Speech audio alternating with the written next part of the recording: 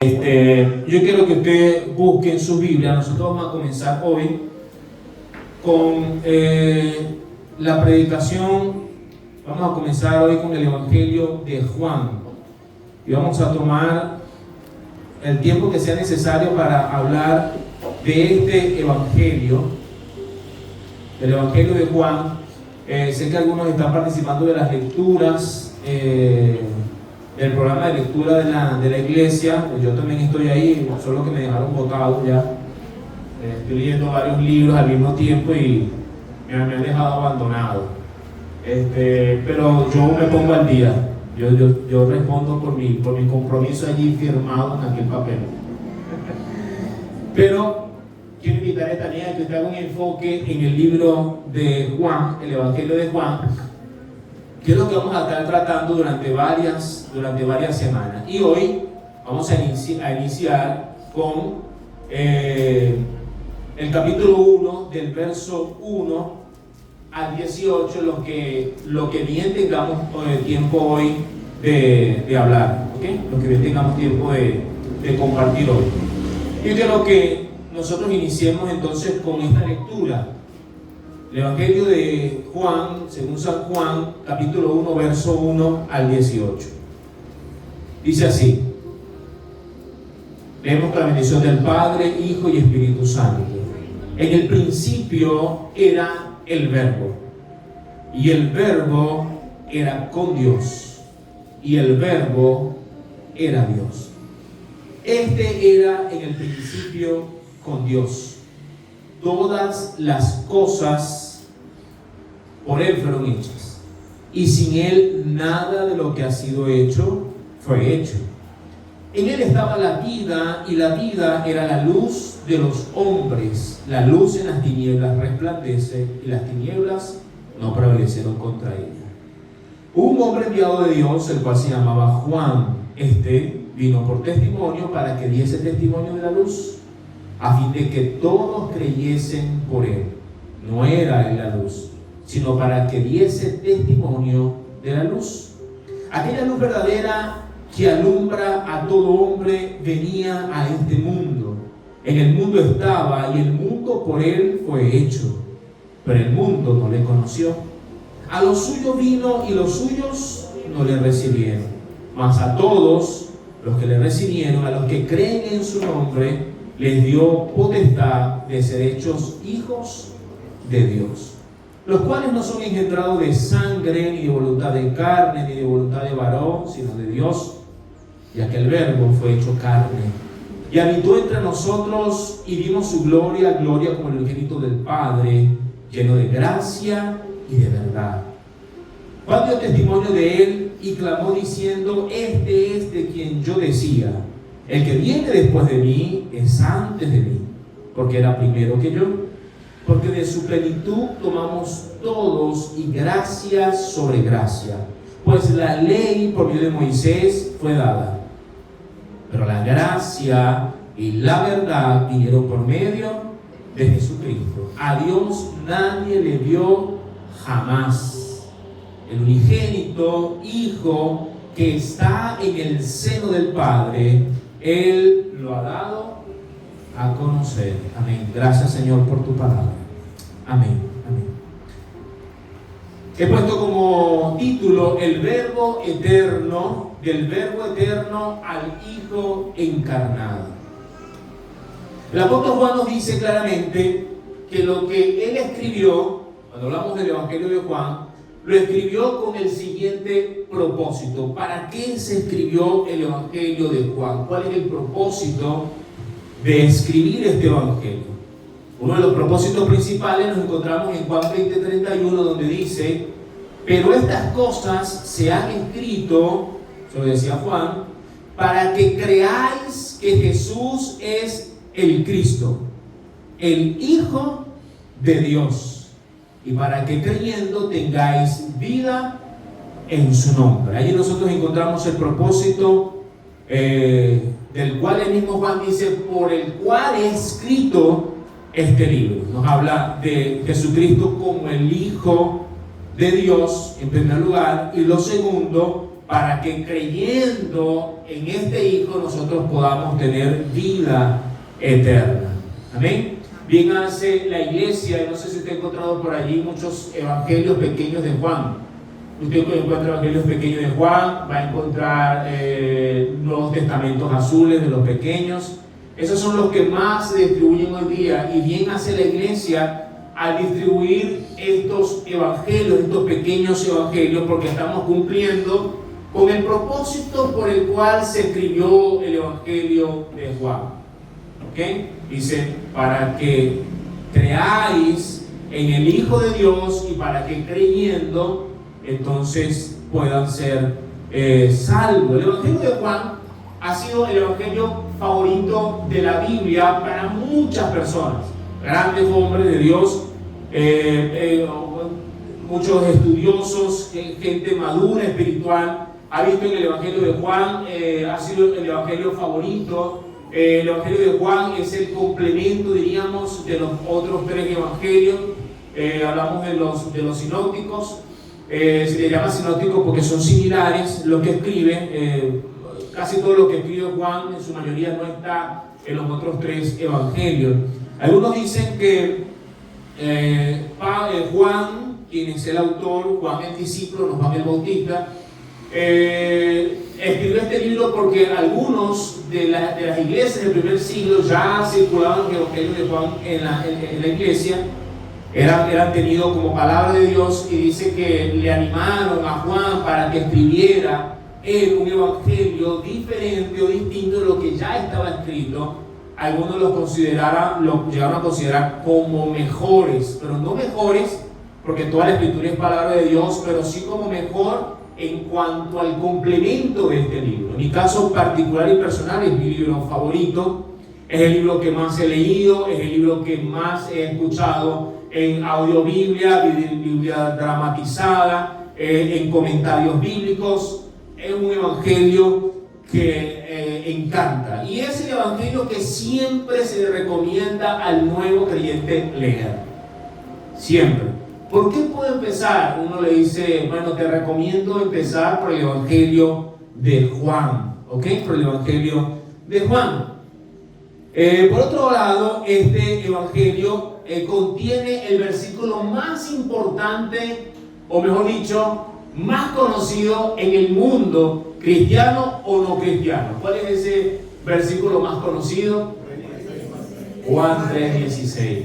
Ese es el versículo favorito, es el versículo que más se ha escuchado en las predicaciones de evangelización. Martín Lutero decía que en este versículo puedes tener todo el evangelio de manera miniatura. O sea, tú quieres condensar, tú quieres tener un evangelio, o sea, cómo presentar el evangelio de manera miniatura, como diríamos, resumido. Juan 3:16. Porque de tal manera amó Dios al mundo que ha dado su Hijo unigénito para que todo aquel que en él crea no se pierda, mas tenga vida eterna. Así que este es el libro que contiene el versículo que más se ha predicado en campañas, en cruzadas, en tantas cosas, y es el que más también es conocido, tanto en el mundo secular como en el mundo cristiano. Como le dije, el autor es Juan el apóstol, no Juan el Bautista, porque uno a veces se confunde. Cuando yo comencé a leer el evangelio de Juan, yo decía, pero ¿cómo escribió Juan si ya le quitaron la cabeza? ¿Será que le escribió antes? Entonces uno tenía ese enredo, pero ¿qué Juan es este? Y entonces Juan está escribiendo y después Juan está dando testimonio, hablando allí. Era como enredado, pero después supe, estudiando lógicamente, que Juan el apóstol era uno y Juan el Bautista era otro, diferente el uno del otro. Se dice que se escribió este libro entre el 69 y el 70 después de Cristo. Unos dicen esto y lo dicen argumentando que como Juan no describe la destrucción de Jerusalén, que fue en el año 70, entonces el libro debió haberse escrito antes entonces, porque si no Juan lo registrara en el evangelio, en su evangelio. Otros, un grupo mayor, dice que debió haber sido entre el 85 y el 95, un lapso suficiente de separación entre la destrucción de Jerusalén a la escritura de este libro, donde ya el evento había perdido fuerza o impacto en la comunidad judía, y por esta razón él no coloca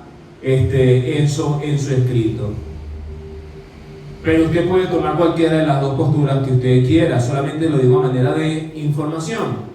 Ahora bien, como dijimos al inicio, el Evangelio de Juan tiene el propósito de mostrar la divinidad de Cristo, y aunque inicia de forma directa con la sencilla pero contundente declaración de que Jesús es Dios, este Evangelio, o Juan cuando escribe, va a mantener durante todo su escrito esa misma enfoque. Es decir, Jesucristo es el Hijo de Dios. Cuando habla de Hijo, estás hablando que es igual a Dios. El Hijo de Dios es igual a Dios, misma esencia que Dios. Por eso cuando Jesús decía que Él era el Hijo de Dios, dijeron que era una blasfemia porque se hacía igual a Dios, es decir, que era Hijo de Dios. Entonces usted va a encontrar que Juan mantiene eso, tanto de mostrar a Jesucristo como el Hijo eterno de Dios, como Dios, y el mensaje del evangelismo durante todo su escrito. Y este enfoque lo mantiene en torno a 7 milagros o señales principales. Vamos a señalarlas solamente hoy, solamente se las voy a nombrar. Si usted quiere, no la anote, si le da nota, si le da tiempo, porque luego más adelante cuando lleguemos a estos pasajes lo vamos a tocar. Pero ¿cuáles son estas 7? La primera, la transformación del agua en vino en la boda de Caná de Galilea, Juan 2:9. El segundo, la curación del hijo del noble en Juan 4:46 al 54. El tercero, la curación del paralítico en el estanque de Betesda, Juan 5 del 1 al 19. Cuarto, la alimentación de los 5,000, Juan 6 del 1 al 14.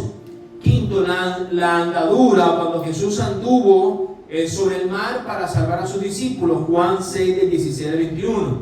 La curación del ciego de nacimiento, que para mí este es el pasaje favorito, yo estoy enamorado de todo lo que ocurre allí con eso. Es el Juan 9 del 1 al 7, y la resurrección de Lázaro de los muertos en Juan 11, 1 al 44. Hay un milagro más, pero que ocurre no en público, no para dar testimonio a las personas de que Jesucristo es el Hijo de Dios, sino que ocurre con la pesca milagrosa después de su resurrección, únicamente con sus discípulos. ¿Okay? Eso ocurre después de la resurrección del Señor. Bien, Juan inicia entonces su evangelio sin la genealogía de Mateo, sin su nacimiento, como también lo registra Lucas, sin juventud, como refiere también el mismo Lucas, sino que va directo a la verdad de que Jesucristo es el Hijo de Dios y que Jesucristo es, por tanto, Dios. Dice, en el principio era el Verbo, punto. Y el Verbo era con Dios, y el Verbo era Dios. Más nada. Así comienza Juan.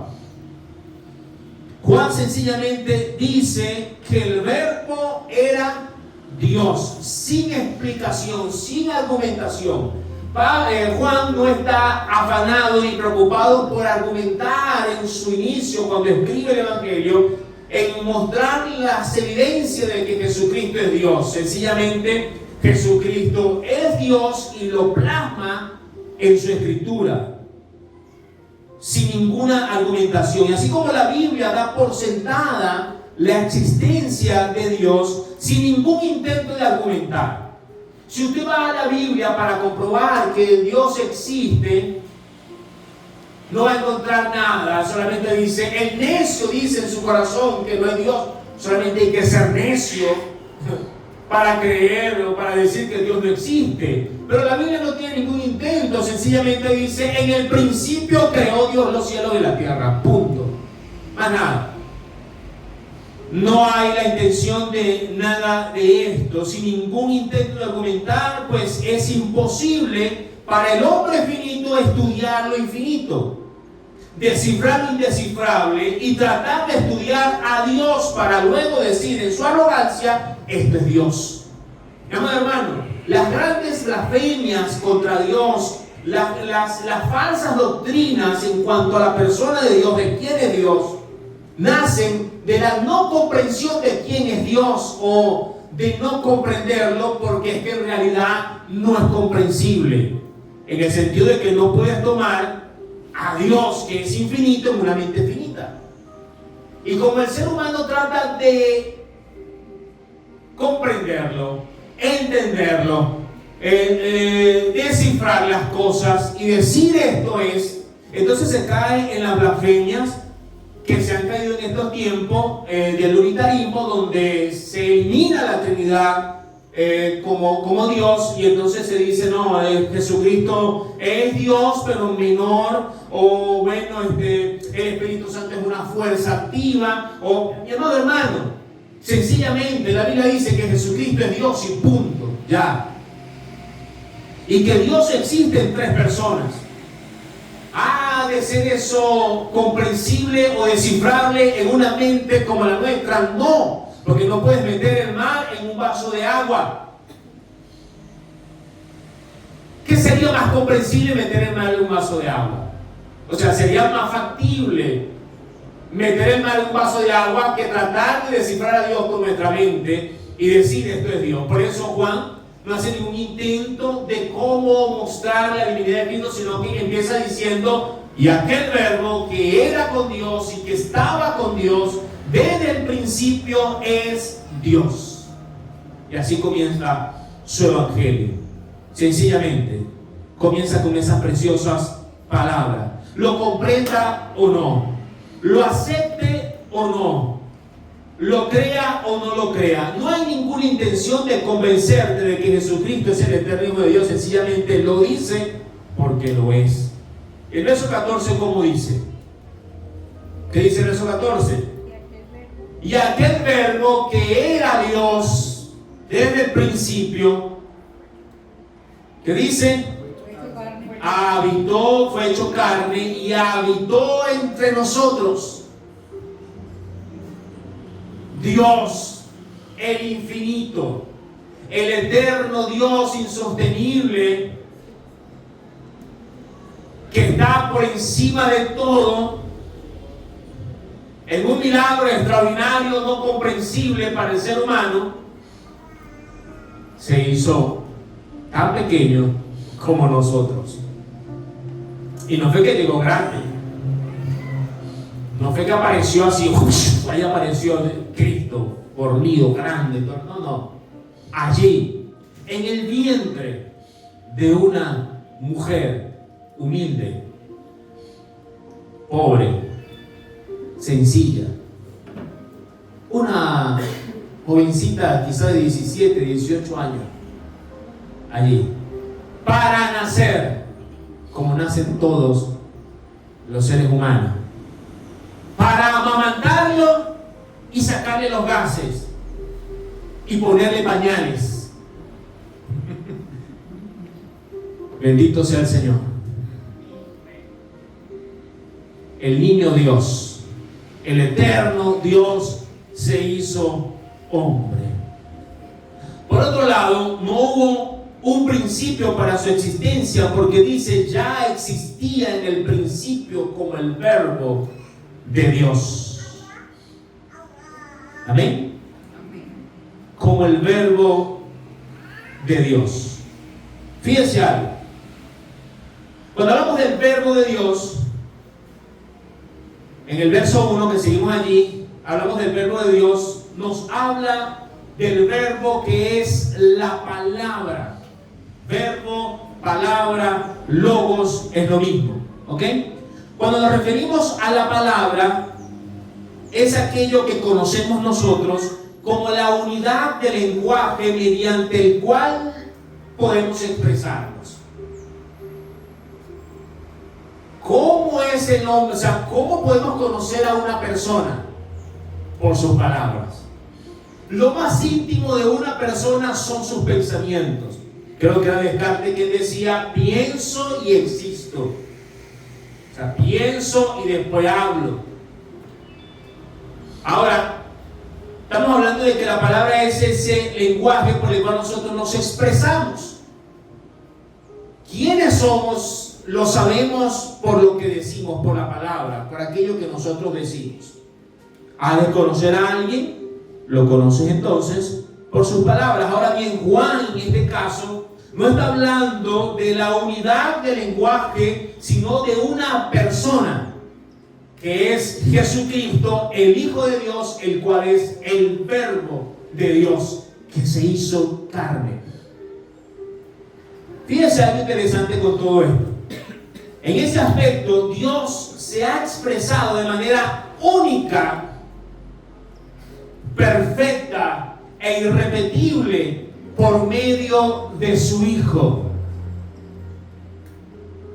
De manera perfecta. Cristo es la imagen perfecta de Dios, revelada e irrepetible, única.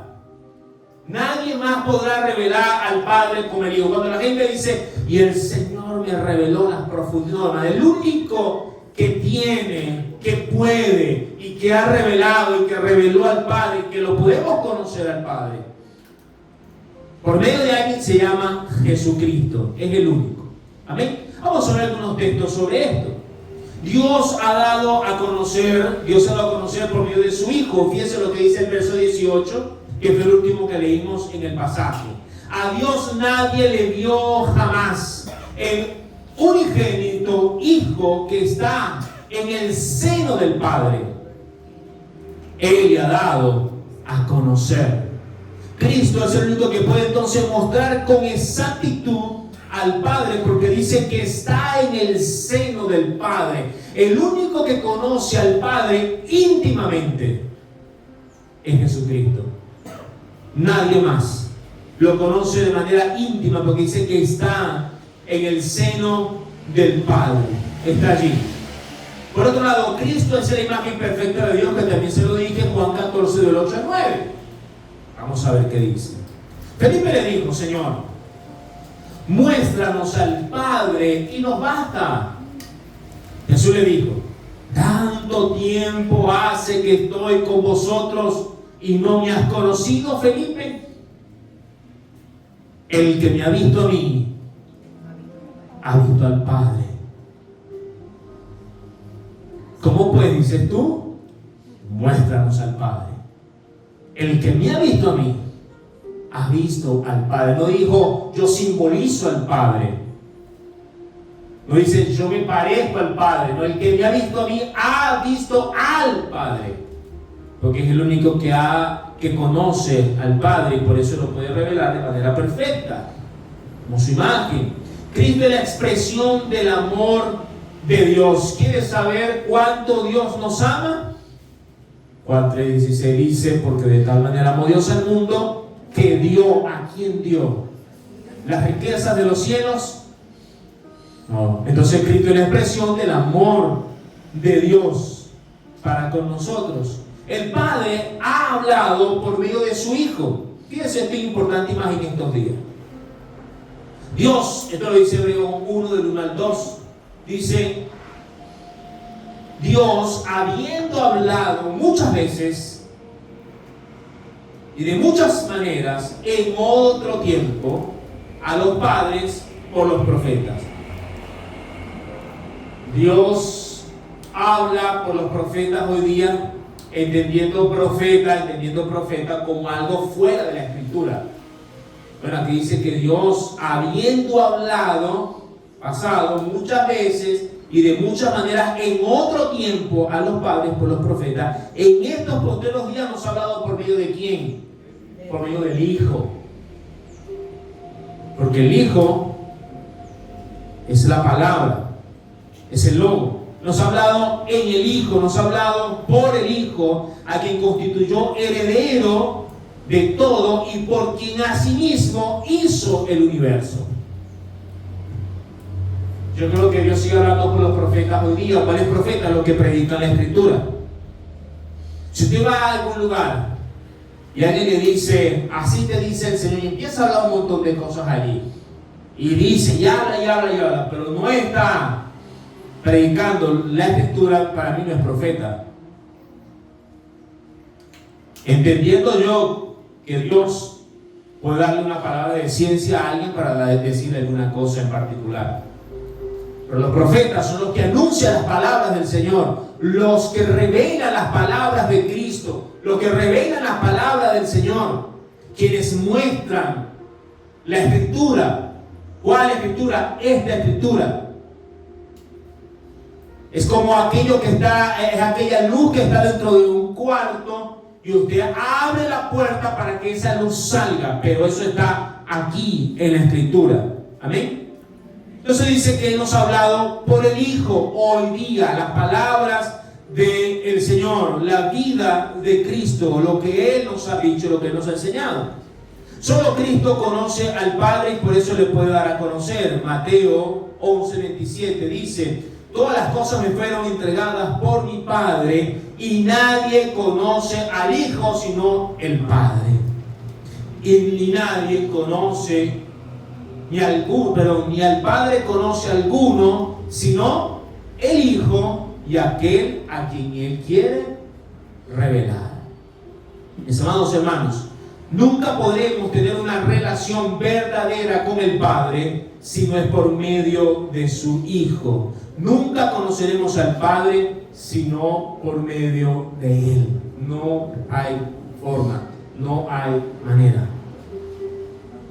Hay un solo camino al Padre, hay uno solo que ha revelado al Padre, hay uno solo por el cual podemos conocer al Padre. ¿Cómo se llama? Jesucristo. Dígaselo al que está a su lado, por si alguno está teniendo visiones, revelaciones, llámelo y dígale, por medio de Jesucristo, dígaselo allí, de su Hijo amado. Amén. Verso 3 continúa diciendo, todas las cosas fueron por Él fueron hechas, y sin Él nada de lo que ha sido hecho fue hecho. Todas las cosas por Él, por quien Él, por Cristo, todas las cosas fueron hechas por Él, y sin Él nada de lo que fue hecho. Verso 10, léalo también. En el mundo estaba, y el mundo por Él fue hecho.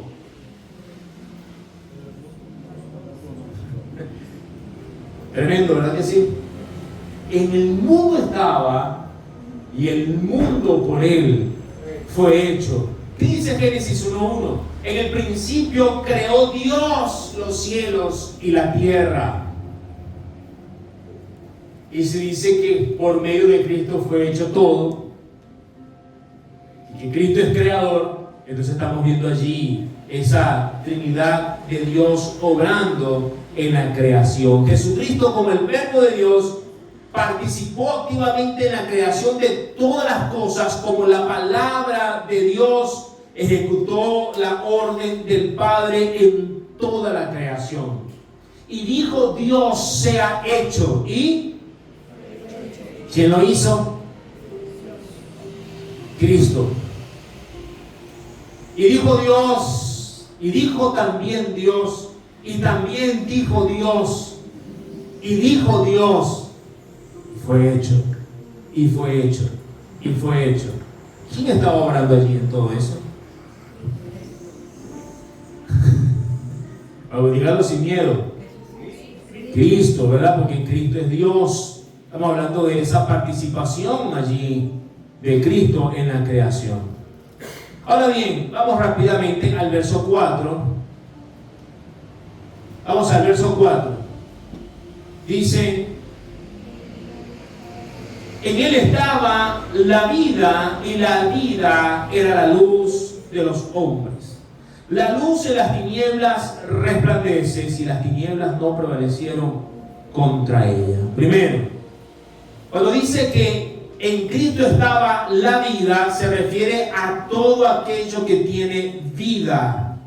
La ha recibido de Él porque Él es la vida.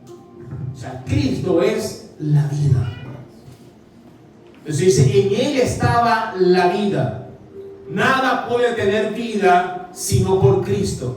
Pero Él que es la vida y que le dio vida a todo lo que tiene vida, y le dio vida a todo, no solamente es la vida, sino que también es la luz que alumbra a todo hombre. Fíjense como lo dice la traducción lenguaje actual, el mismo verso 4, dice así, la primera parte: de la palabra nace la vida. ¿Quién es la palabra? Cristo. Y la palabra, que es la vida, es también nuestra luz. Entonces Cristo es la vida, es quien da vida, pero también es la luz que ilumina esa vida.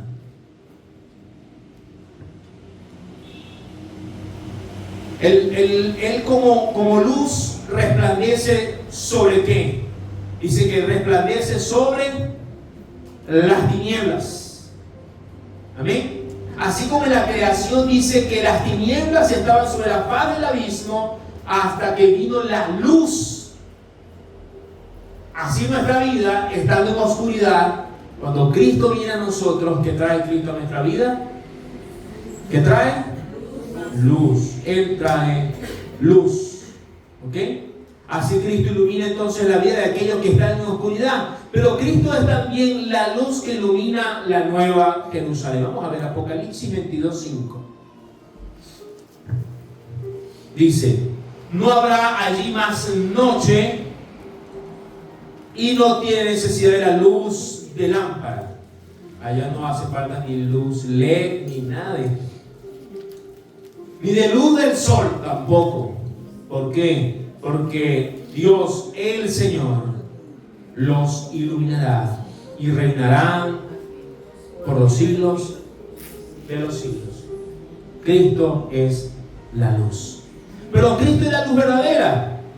Dice: aquella luz verdadera que alumbra a todo hombre venía a este mundo. Luz verdadera. Mis amados hermanos, muchos quedamos, vamos a decir así para no señalar, quedamos embobados con hombres que durante toda la historia se han levantado para querer ser luz para la humanidad. Muchos se han levantado y han querido revelarse como la luz del mundo. Muchos van tras líderes políticos, religiosos, empresarios, oradores motivacionales, gente que se vende como luz que el mundo necesita, y muchos son embobados y van tras ellos. Pero la verdad es que el hombre jamás podrá dar luz por sí mismo. Así como la luna no puede iluminar por sí sola, sino que refleja la luz del sol, el cristiano refleja la luz de Cristo. Fuera de Él no hay nada, pero es la luz de Cristo, no es tu luz. No es tu luz, es la luz de Cristo. Jesús es la luz verdadera que alumbra a todo hombre. Muchos se han puesto sus ojos en líderes religiosos, llámense pastores, sacerdotes o cualquier otro líder religioso, santero, brujo, adivino, lo que sea, esperando recibir luz para su alma. Pero la verdadera luz es la luz de Cristo. Es la luz de Cristo. No hay ningún ser sobre esta tierra que pueda darnos luz si no es Cristo. Así como Juan el Bautista, mi amado hermano, tuvo que aclarar varias veces: yo no soy la luz. Entiendo que el liderazgo, los cristianos, somos llamados a ser luz de Cristo, a dar testimonio de Jesús, a reflejar el carácter de Cristo. Todo esto. Pero cuidémonos de los elogios. Cuidémonos de crear dependencia de las personas hacia nosotros. Cuidémonos de eso. ¿Por qué? Porque no somos luz. Y Juan tuvo que decirlo: yo no soy la luz. Y si lo dijo Juan, aquel que fue enviado delante del Señor, como la voz de uno que clama en el desierto, bueno, nosotros muchísimo más deberíamos considerar. Por eso Juan tuvo que aclararlo, y lo vemos allí en los siguientes versos cuando decía: yo no soy la luz. Y le fueron y le preguntaron: yo he venido para dar testimonio de la luz, pero no somos la luz. Damos testimonios de la luz, pero no somos la luz. Amén. Hoy puedes venir a esa luz verdadera que a muchos ha iluminado. Hoy puedes venir a la luz verdadera de Cristo. Nuestro corazón oscurecido, nuestra mente entenebrecida, nuestra alma en oscuridad será iluminada por la verdad de Jesucristo, por la luz de Jesús. Y quiero terminar entonces con el verso 12, y la semana que viene continuamos. ¿Qué dice el verso 12? El 11 dice: a los suyos vino y los suyos, mas a todos los que le recibieron, a los que creen en su nombre, les dio potestad de ser hechos hijos de Dios. Hago esta invitación el día de hoy: que vengamos a la luz, que vengamos a Cristo, porque dice: aquellos que le reciben y creen en su nombre son llamados o tienen la potestad de ser hechos hijos de Dios. ¿Quieres tú venir a la luz de Cristo en este tiempo? ¿Quieres tú venir y entregar tu vida al Señor en este tiempo para que esa luz verdadera alumbre? Pero vamos a hacer una oración. Yo quiero que cierre sus ojos allí y vamos a hacer una oración. Aquellos que nos van a ver luego por las redes sociales pueden también hacer esta oración conmigo. Pueden decir al Señor, tanto los que están acá como los que me escuchan fuera de este recinto, pueden repetir la siguiente oración. Pueden decir: amado Padre, yo te doy gracias porque nos diste a tu Hijo Jesucristo. Tu palabra dice que de tal manera nos amaste que entregaste a tu Hijo para que todo aquel que en Él cree no se pierda, sino que tenga vida eterna. Dígale: Señor, creo que Jesucristo es el Hijo de Dios. Yo te pido que perdones todos mis pecados. Quiero ser salvo. Hoy soy como aquel hombre en la cruz al lado tuyo, que solo te dijo: acuérdate de mí cuando vengas en tu reino. Dile eso al Señor: acuérdate de mí, Señor. Acuérdate de mí. Gracias, Señor. Gracias. Dice: a toda gloria y toda honra en Cristo Jesús. Amén.